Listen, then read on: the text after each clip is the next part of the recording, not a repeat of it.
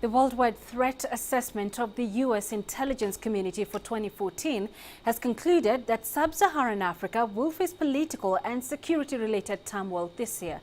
One of the key findings is that East African governments will likely face attacks from terrorist group Al-Shabaab. With more, here's our Washington correspondent, Daniel Ranches. Each year, the U.S. intelligence community gathers together its threat assessments and publishes the findings.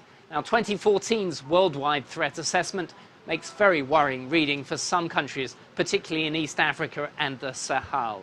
In East Africa, the assessment refers to last year's attack by Al-Shabaab-affiliated extremists at the Westgate shopping mall in Nairobi and says that East African governments will have a difficult time protecting the wide range of potential targets, and that attacks are possibly being planned in Kenya, Burundi, Djibouti, Ethiopia and Uganda, and that they might be attempts to punish those countries which deployed troops in Somalia.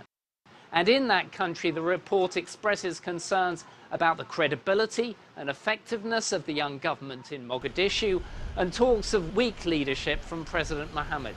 There's also a stark warning for governments in the Sahel region, particularly Chad, Niger, Mali and Mauritania, which they say are interested in carrying out attacks as retribution for support for the January 2013 French-led invasion of Mali.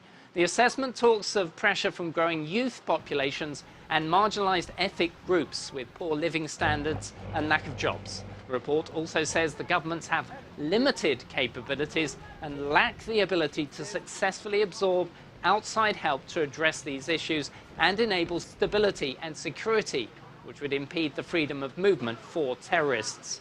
The assessment also predicts further conflict on Sudan and South Sudan, with the possibility of ethnic conflict and the persistence of anti-government forces, and combined with what the report says is an authoritarian approach by President Kerr, will discourage donors and investors, and that there may be attacks on oil fields as well. Now, in the run-up to the 2015 Nigerian elections, the report points to critical terrorism threats from Boko Haram and simmering ethno-religious conflicts in Nigeria's middle belt and the limited ability of Abuja to anticipate such threats.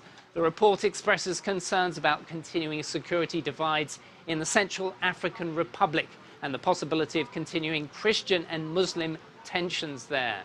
Also, it predicts that though the M23 movement will probably not reconstitute itself, US intelligence raises the possibility of Rwanda supporting armed groups along the border, though it says the Lord's Resistance Army is now on the defense with increased security cooperation in that region, though getting a fix on the leader, Joseph Kony, will remain difficult. Back to you in the studio.